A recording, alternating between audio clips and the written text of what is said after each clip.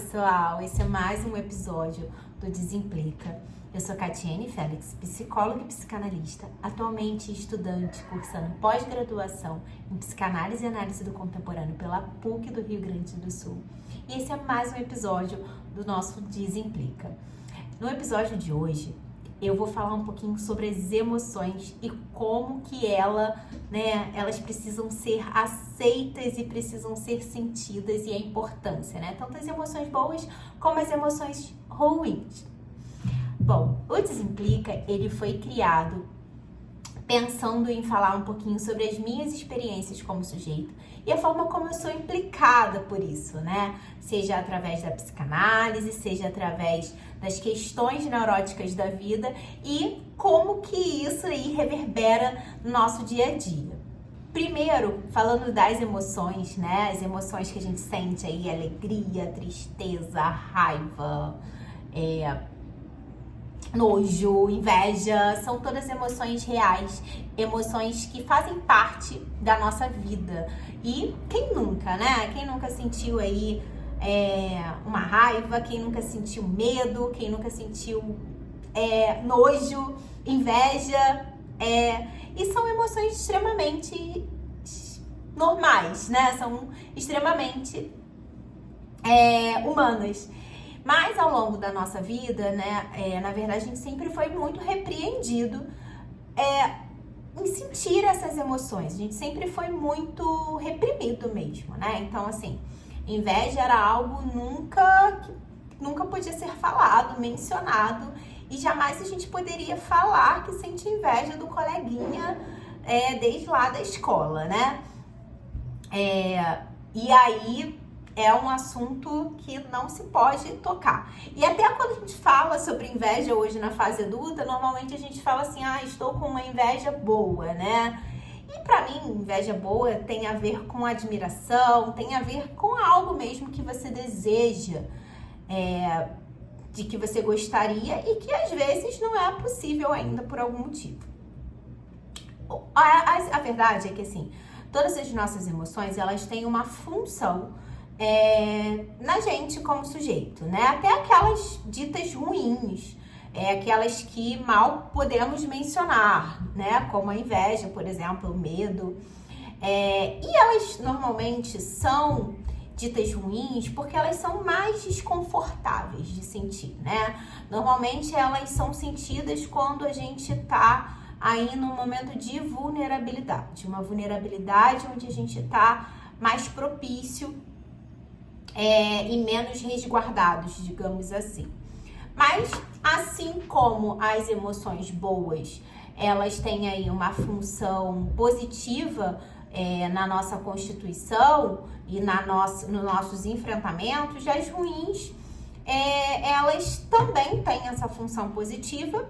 E é claro que os excessos que fazem com que a gente... O excesso é que preocupa, essa é a verdade. Então, falando um pouquinho assim sobre a alegria, o sentir alegria, é muito gostoso, né, gente? É muito bom você estar alegre, você se sentir pleno, feliz. Mas existe uma diferença de sentir alegria e do ser alegre, né? Então, eu posso sentir alegria porque eu passei numa prova, porque eu conquistei algo que eu queria, sei lá, comprei uma casa, comprei um carro, um emprego, concluí minha faculdade. E aí é um recorte, né? É um momento. Mas eu posso ser uma pessoa alegre. E aí a gente só é alegre quando a gente está saudável, né? A gente se considera, né? A alegria, ela fica presente, a positividade da alegria, ela fica presente quando a gente está saudável. E até a alegria, o excesso dela, né, ela pode nos atrapalhar em qual sentido? Num sentido de que às vezes o estar alegre o tempo todo pode soar como uma compulsão aí, né? Pode aparecer em formas de compulsão. E ela pode estar compensando coisas que a gente às vezes não quer lidar, situações que às vezes a gente não quer aceitar, e aí quando aparece uma situação que não é bacana na nossa vida e que todo mundo passa por uma situação que não é bacana, a gente vai buscando coisas que vão nos deixar alegre. Então, exemplo, tô triste aqui porque terminei com o namorado, tô triste porque terminei meu casamento, tô triste porque saí do meu emprego, tô triste porque algo meu quebrou. Enfim, pode estar acontecendo um monte de coisa ruim aí. E aí você vai e fala assim, vou buscar algo que me deixe alegre, né? Isso fez eu até lembrar de uma situação que eu passei, que eu vou falar aqui com vocês. Isso me deixa alegre. Então, vou comprar uma comida que eu gosto, eu vou sair para um lugar, e aí você, assim, não se permite sentir talvez aquilo que, digamos que a gente pode chamar de emoção ruim, né? E aí isso é preocupante em longo prazo. Por quê? Em longo prazo? Porque muitas vezes o não se permitir sentir a dor de uma situação, a gente pode estar aí colocando ela para debaixo do tapete, né? Debaixo dos panos, recalcando, digamos assim, né? Usando esse termo da psicanálise, recalcando, deixando ela lá de escanteio, e depois isso volta e volta de uma forma sintomática e ruim. Então, o quanto, assim, essa busca incessante por estar alegre, por estar sentindo algo, né, pode soar como uma compensação. E aí, falando do episódio que eu passei, eu lembrei que na época, quando eu tava me divorciando, eu fui morar numa casa que era uma casa, assim, num local até, na verdade era um apartamento, que era até um local bacana, assim, né, em matéria de bairro, acessível e tal, de acessibilidade, que era um dos requisitos na época que eu tava considerando, mas eu não tava considerando um monte de coisa porque psicologicamente eu não estava bem, né, não tava passando por uma separação, e uma separação é um luto terrível, né, um luto que parece que não vai ter fim. E aí nessa casa, né, nesse apartamento, era primeiro andar, caiu uma chuva, essas chuvas que estão acontecendo aí no mundo, né, gente, e alagou a região toda, e entrou água, né,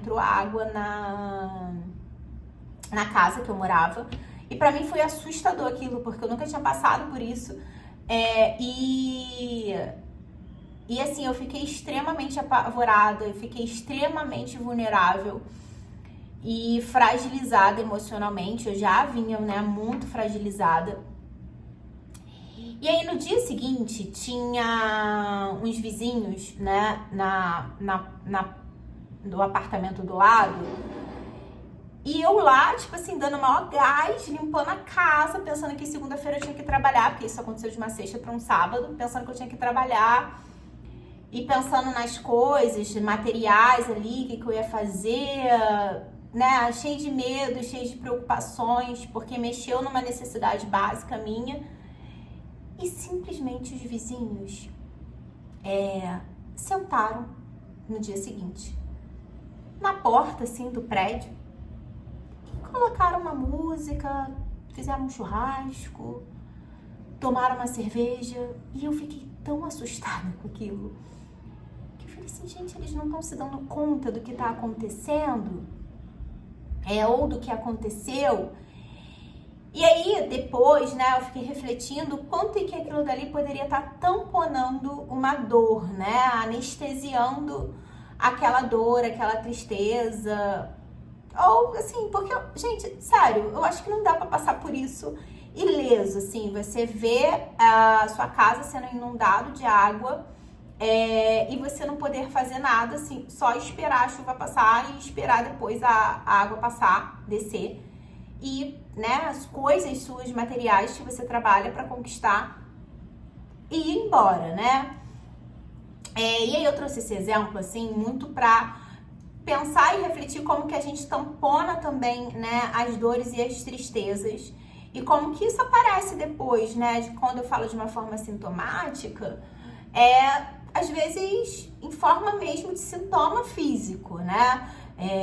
Na psicanálise a gente vai entender os sintomas de uma outra forma, né? De uma forma de repetição, mas aqui eu vou fazer uma analogia com os sintomas físicos, né? Porque uma coisa que a gente não lida, depois pode aparecer aí como uma ansiedade, né? Como um excesso de frustração, de raiva, e aí a gente vai jogando isso para o ambiente e a gente vai projetando isso para o ambiente.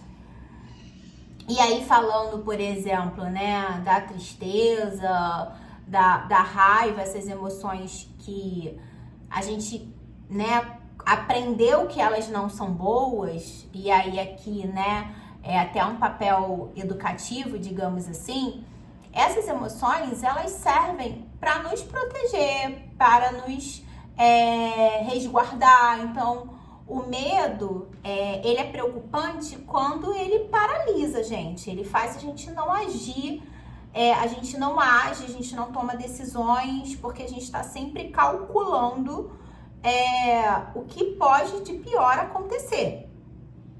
Então, assim, o medo dentro desse contexto, ele de fato é preocupante. Agora,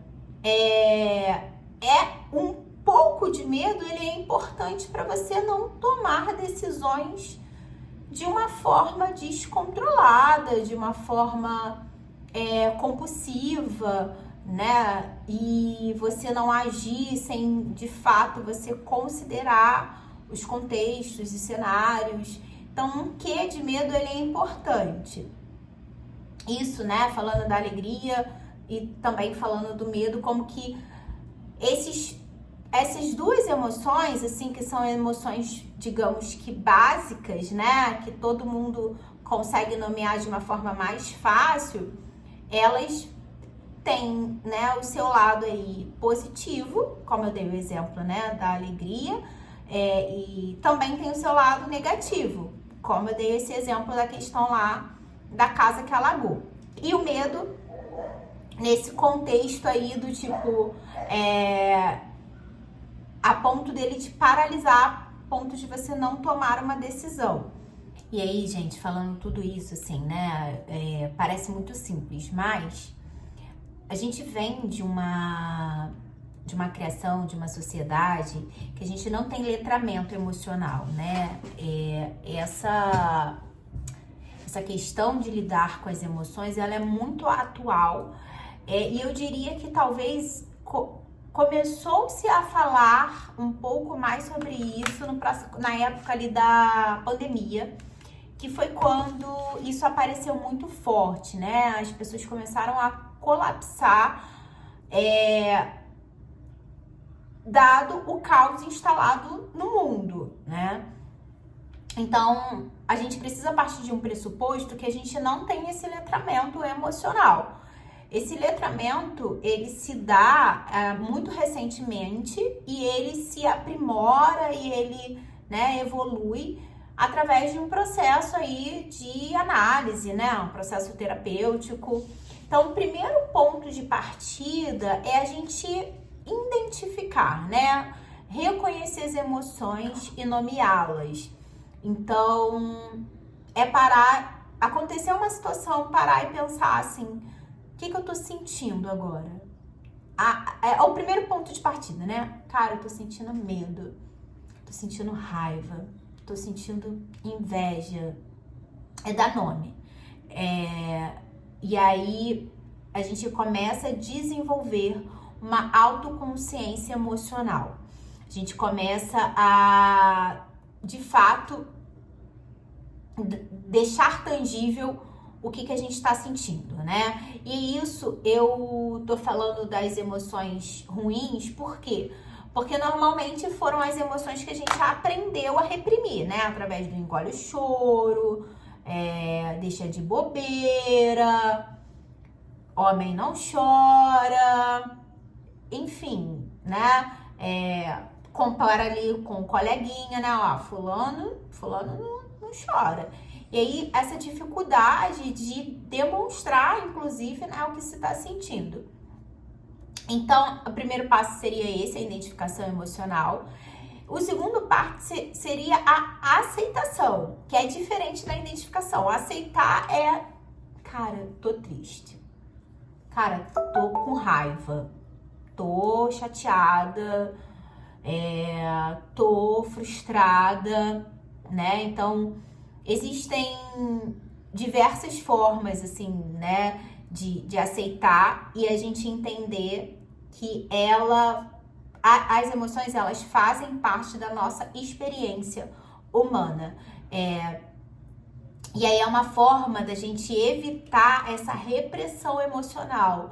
É uma forma da gente, de fato, não reprimir, né? E aí volta naquilo que eu falei, assim, uma vez que a gente reprime, isso volta de outra forma, né? A ansiedade, quando ela é reprimida, ela volta aí, né, numa pressão alta, ela volta aí em crises ansiosas que você acha que você vai colapsar.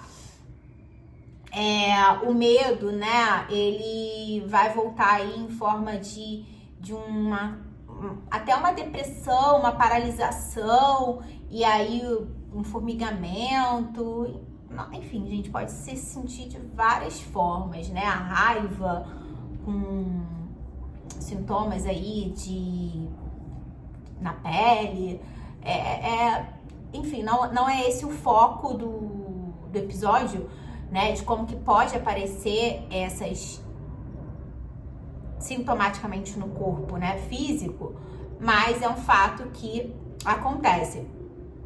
E aí a gente começa, uma vez que a gente identifica, dá nome, aceita que faz parte, né, do nosso processo humano, né, o ser humano, a gente começa a ir para um próximo passo, que é a expressão das emoções de uma forma saudável, né? E não de uma forma aí repentina, expressando ela naquele momento que a gente está sentindo, né?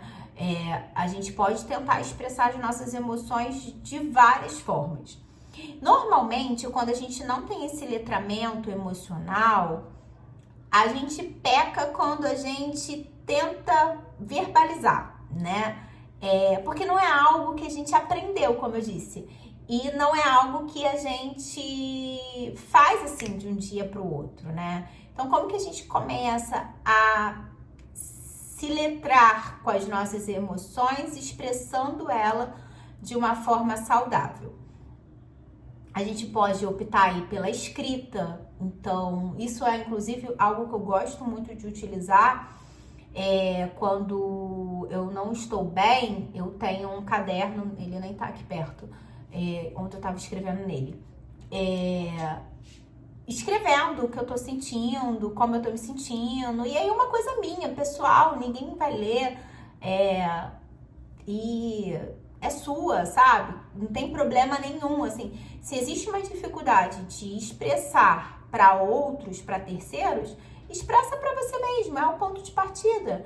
E aí você pode expressar escrevendo, né? Pega um papel, tem o bloco de notas no celular, pelo menos no iOS tem assim um diário, né? Deve existir também aí para baixar. Eu não gosto muito do eletrônico, né? Eu gosto mais da escrita porque eu acho que me conecta mais comigo mesmo. Então é um caminho. E aí, né, você pode tentar expressar suas emoções com a arte, e aí pintura. São coisas que estão vindo na minha cabeça, são coisas que eu me identifico mais, mas aí você pode entender o que você gosta aí de fazer manualmente. E aí, conversas, né? E aí, às vezes, a conversa, ela não precisa ser necessariamente direcionada àquela situação ou àquela pessoa que é o nosso gatilho da emoção, né?